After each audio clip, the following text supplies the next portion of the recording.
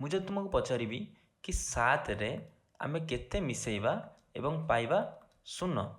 जदि आमे एटा संख्या रेखा देखिबा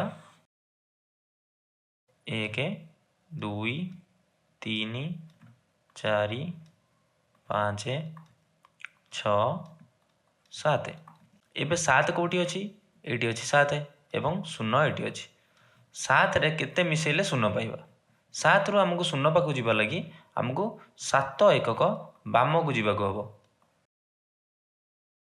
तेणु 7 एकक बाम को जिबा माने केते मिसेइबा -7 मिसेइले आमे पाइबा 0।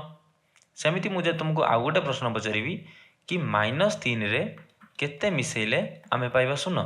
एबे संख्या रेखा रे -3 कोठी आसीबो एठी रहइबो 0 -1 -2 -3 एबे -3 रु 0 जिबा लागि हमको 3 एकक डाहाण को जिबा को हबो एवं 3 एकक डाहाण को जिबा माने +3 तेणु -3 रे आमे 3 मिसेइले पाइबा 0।